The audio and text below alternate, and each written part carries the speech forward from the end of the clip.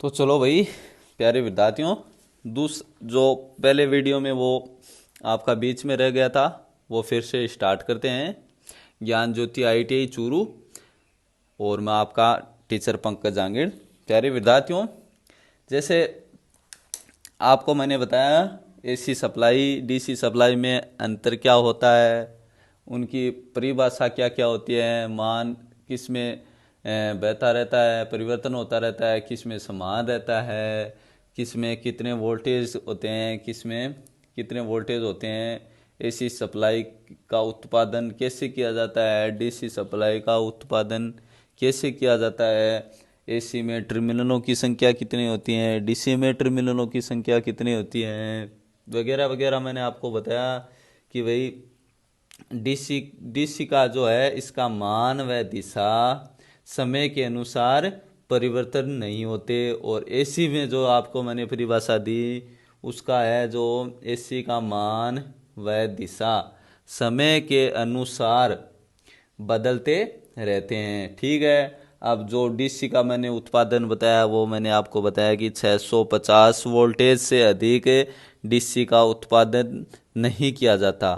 मैं ये नहीं कहता कि इससे ज़्यादा उत्पादन नहीं किया जाता, परंतु जो हमारे पाठ्य पुस्तक में वगैरह हम पढ़ते हैं वहाँ हमको बताया गया है कि 650 वोल्टेज से अधिक हमें डीसी सप्लाई को उत्पादित नहीं करते। अब बात करते हैं एसी सप्लाई का उत्पादन कितने वोल्टेज तक किया जाता है। तो एसी वोल्टेज में अब मैंने आपको बताया कि 33 kV यानी 33,000 वोल्टेज से अधिक भी उत्पादन करते हैं, परंतु फिलहाल हमारे भारतवर्ष में 33,000 वोल्टेज का उत्पादन किया जा रहा है। अब बात करते हैं डीसी सप्लाई में बात क्या करते हैं, मैंने आपको कई बार पहले भी बता दिया, दोबारा भी बता रहा हूँ कि भाई डीसी सप्लाई में टर्मिनलों की संख्या 2 होती है, माइनस एंड प्लस, धनावेश एवं ऋणावेश, यानी इनमें कोई फेजों की संख्या नहीं होती, इनमें 2 टर्मिनल होते हैं, माइनस एवं प्लस। अब बात करते हैं एसी सप्लाई की। तो एसी सप्लाई में फेज सिस्टम होता है, यानी आपने सुना होगा कि भाई 3 फेज की सप्लाई, टू सिंगल फेज की सप्लाई। ये तो नहीं सुना होगा कि भाई माइनस प्लस एसी सप्लाई, नहीं, माइनस प्लस एसी सप्लाई इसमें नहीं होती, क्योंकि इसमें फेज सिस्टम होता है। जैसे मैंने आपको पिछले वीडियो में बताया कि RYB यानी रेड येलो ब्लू, इन तीनों के साथ में एक न्यूट्रल तार भी रहता है जो इन तीनों तारों के साथ में चलता रहता है। अब बात करते हैं कि भाई डीसी सप्लाई का उत्पादन का कैसे होता है, किस तरह से होता है। तो डीसी सप्लाई का उत्पादन में आपके सेल हो गया, आपकी बैटरी हो गई, आपका जनरेटर हो गया, तो इनसे हमें डीसी सप्लाई का उत्पादन कर सकते हैं। अब बात करते हैं एसी सप्लाई का उत्पादन। तो एसी सप्लाई का उत्पादन है जो अल्टरनेटर के द्वारा उत्पादित किया जाता है। जैसे आपने देखा होगा कि भाई पवन चक्की हो गई, तो वहाँ से एसी सप्लाई का उत्पादन करते हैं। तो भाई पवन चक्की में अल्टरनेटर लगा होता है। ये आप ये नहीं बोल सकते कि सर अल्टरनेटर से क्यों होता है, पवन चक्की से उत्पादन होता है। जैसे आपका सौर प्लेट से उत्पादन, तो मैं आपको बता दूं कि पवन चक्की है जो उसमें अल्टरनेटर लगा होता है, तो उसमें से एसी सप्लाई उत्पादन की जाती है। और जो आपका सूर्य प्लेट, उसमें प्लेट में तो डीसी उत्पादन होते हैं, परंतु हमें उसे डीसी को एसी में बदलते हैं। इस तरह हमें सौर प्लेट से भी हमें एसी उत्पादन करते हैं। एसी उत्पादन नहीं होता बल्कि डीसी उत्पादन होता है।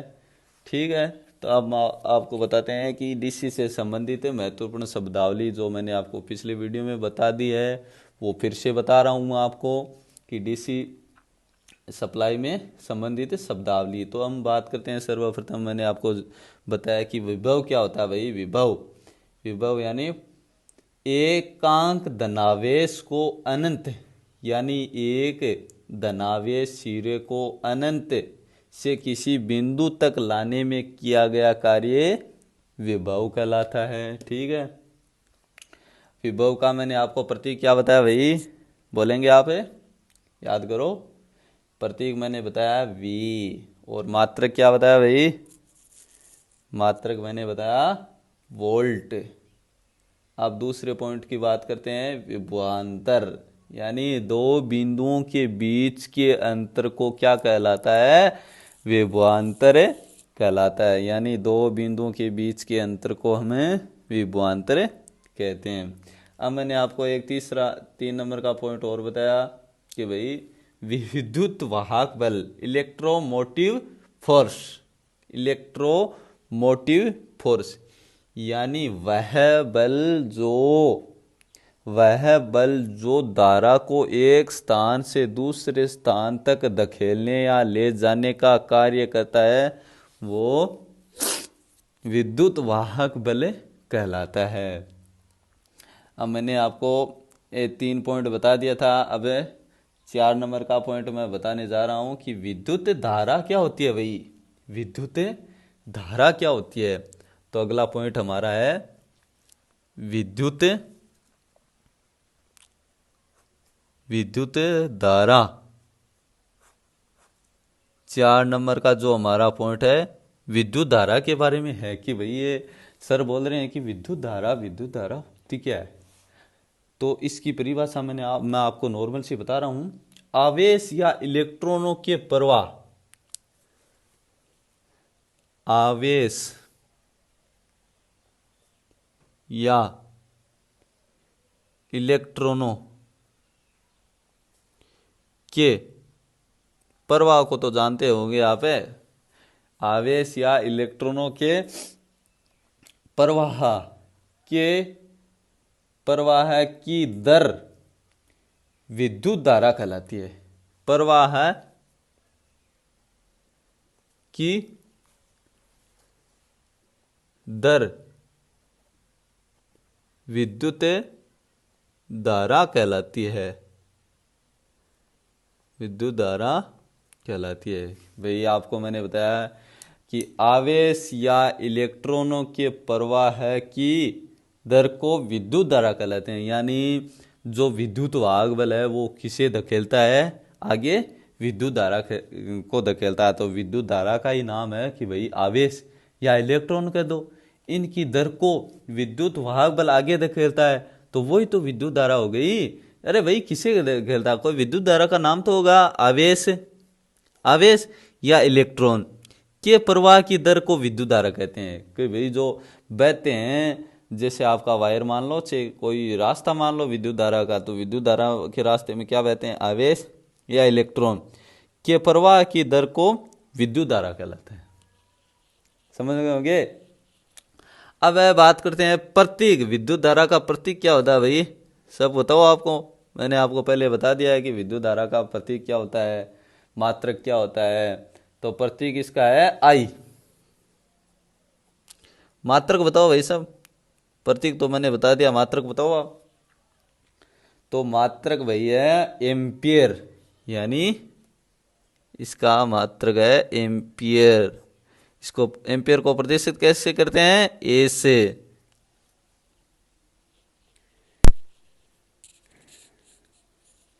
एम्पियर का एक दूसरा भी मात्रक है, वही उसे कहते हैं हमें कूलाम। कूलाम बट्टा सेकंड। C/S, कूलाम बट्टा सेकंड। इसे हमें मात्रक को एम्पियर के द्वारा प्रदर्शित करते हैं, परंतु कूलाम बट्टा सेकंड से भी प्रदर्शित कर सकते हैं।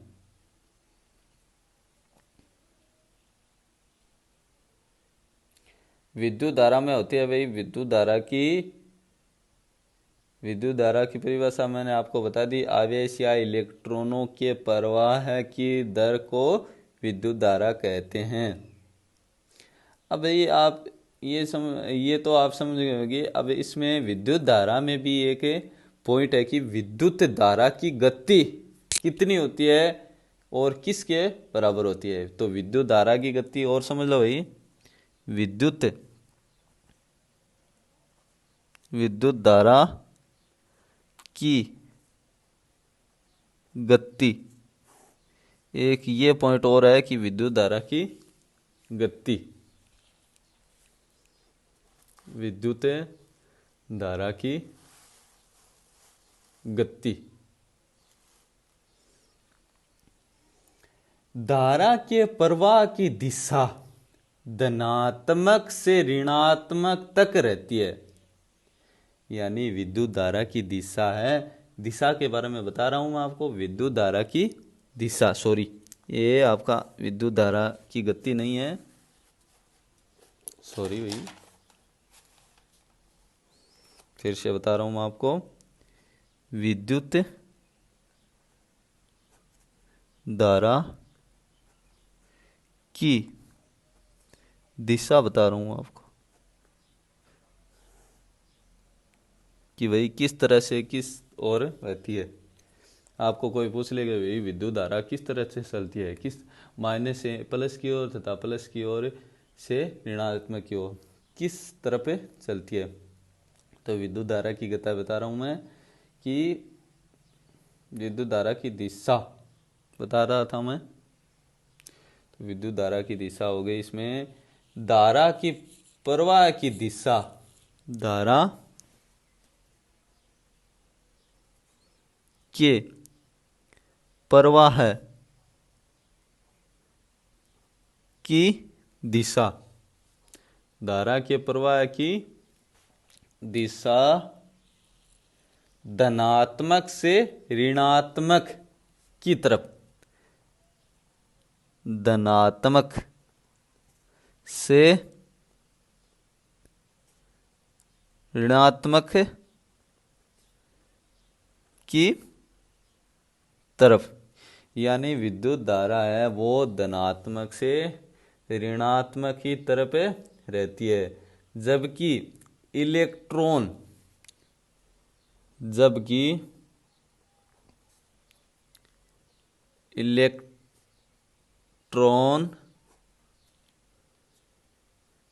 इलेक्ट्रॉन सदैव, यानी इलेक्ट्रॉन है वो सदैव ऋणात्मक से धनात्मक तक रहते हैं। ठीक है, तो मैंने आपको बता दी कि विद्युत धारा की दिशा है भाई वो धारा के प्रवाह की दिशा धनात्मक से ऋणात्मक की तरफ रहती है, जबकि इलेक्ट्रॉन सदैव ऋणात्मक से धनात्मक की तरफ रहते हैं। अब मैं आपको बताऊंगा कि भाई विद्युत धारा की गति जानने से पहले आपको मैं बता दूं कि भाई विद्युत धारा की दिशा इलेक्ट्रॉनों की गति कितनी होती है। तो भाई इलेक्ट्रॉनों का प्रवाह है, इलेक्ट्रॉनों का प्रवाह है,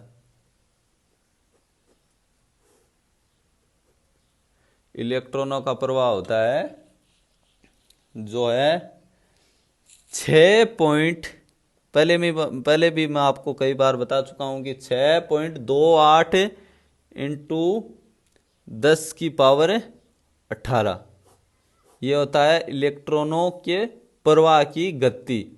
6.28 इंटू 10⁻18 ये होता है इलेक्ट्रॉनों के प्रवाह की गति।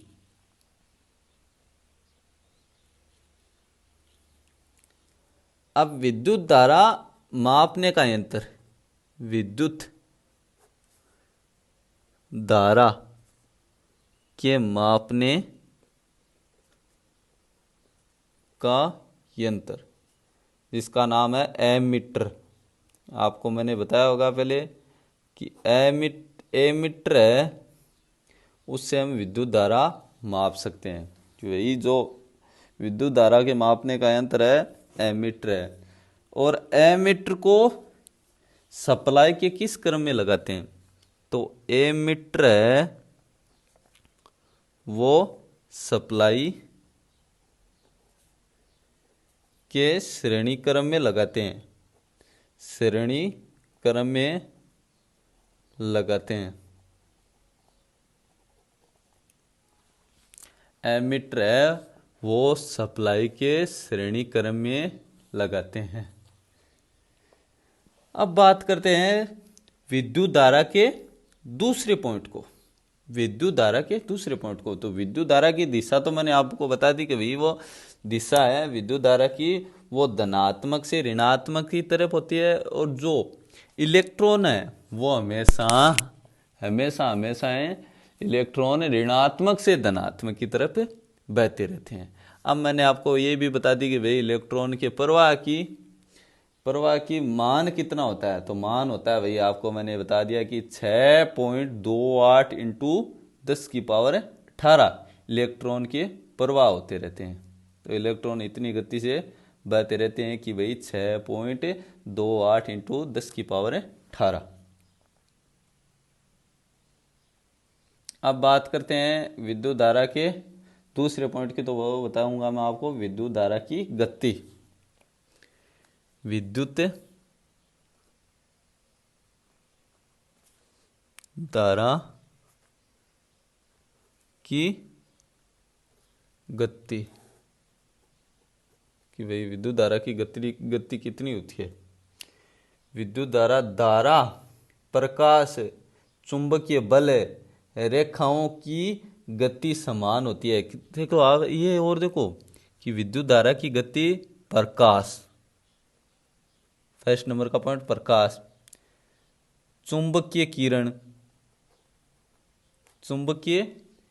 किरण और धारा, इन तीनों की गति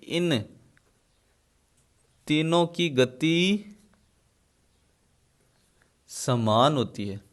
ये याद रखना भाई, आपको कोई पूछ ले कि विद्युत धारा की गति कितनी होती है, तब तो आपको मैं एक मान बताऊंगा, वो बतानी है।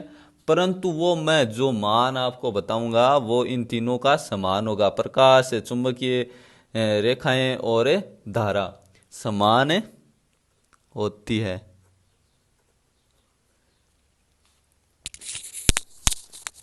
तो इनकी भाई विद्युत धारा की मान की गति कितनी होती है, प्रकाश की गति कितनी होती है, वो आपको बताऊंगा। तो इसका इन तीनों का मान, इन तीनों का मान, इन तीनों का मान होता है 3 into 10⁸ metre second. 3 into 10⁸ metre second. आपको जो समझ में नहीं आए वो मैसेज के द्वारा बता देना कि क्या समझ में नहीं आया, दोबारा मैं आपको बता दूंगा।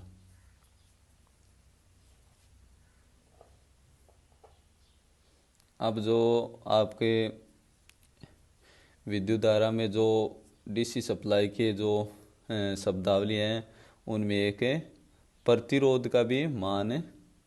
प्रतिरोध की भी एक शब्दावली है। प्रतिरोध सब में ही रहता है कि भाई प्रतिरोध क्या चीज़ होती है, ऐसा नाम आपने सुना होगा कि प्रतिरोध क्या होता है।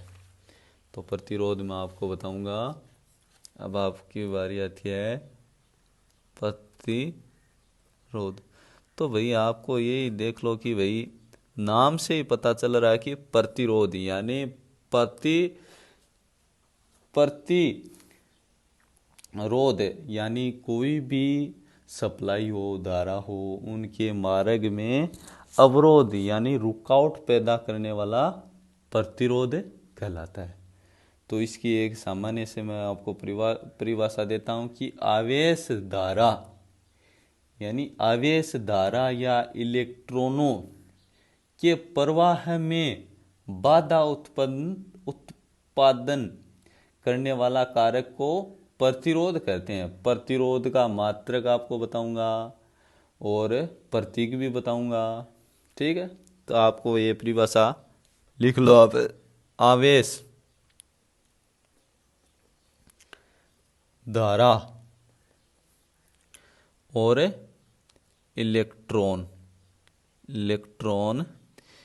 के मार्ग में उत्पन्न अवरोध, अवरोध कि भाई उत्पन्न अवरोध करने वाला कारक है, यानी कारक प्रतिरोध कहलाता है।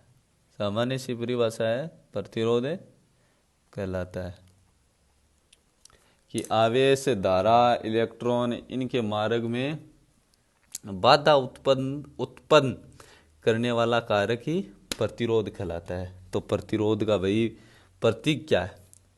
प्रतिरोध,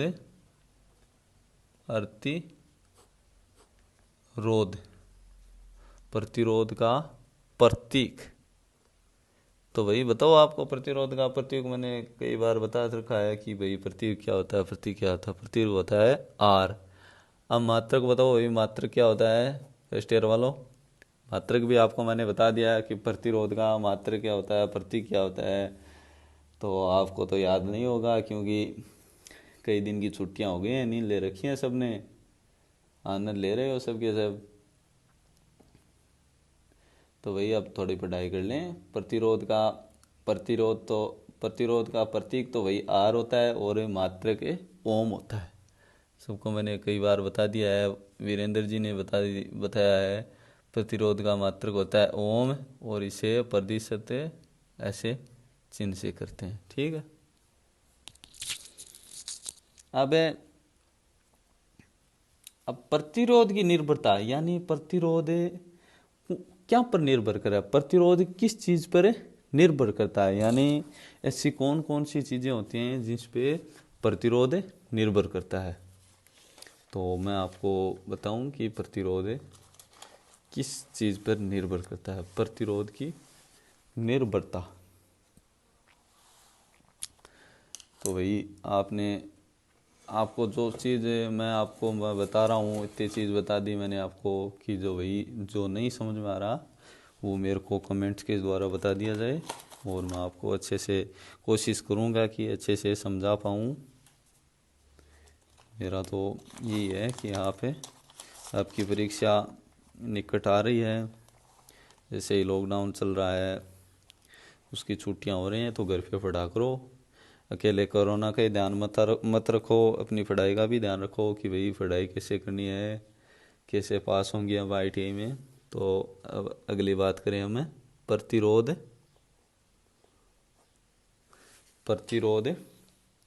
की निर्भरता, यानी प्रतिरोध किस चीज पर निर्भर करता है। निर्भरता, प्रतिरोध की निर्भरता। अगला पॉइंट है हमारा है प्रतिरोध निर्भर की फिर कौन सी चीज यहाँ पर है निर्भर करे। धारा आरोपित वोल्टेज के समानुपाती होती है, यानी प्रतिरोध की निर्भरता है। प्रतिरोध किस चीज पर निर्भर करता है? वो है प्रतिरोध तार की लंबाई की, प्रतिरोध तार की लंबाई, यानी जो कोई भी वायर है उसकी लंबाई के समानुपाती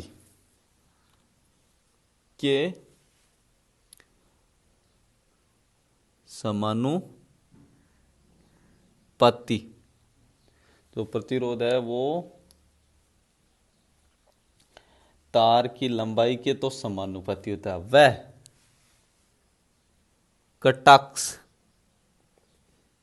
कटाक्ष के क्षेत्रफल के व्यक्त कर्मानुपाती होता है। तो भाई ये देख लो कि प्रतिरोध की निर्भरता लंबाई के तो समानुपाती होता है, अर्थात लंबाई के तो समान प्रतिरोध रहता है, यानी लंबाई कितनी भी ले लो समान रहता है। परंतु लंबाई के साथ साथ कटाक्ष कटाक्ष के क्षेत्रफल के व्यक्त करने अनुपात है। जैसे आपने 100 मीटर का वायर ले लिया, उसमें आपकी कटाक्ष क्षेत्रफल किसे बोलते हैं? मोटाई, यानी वायर की मोटाई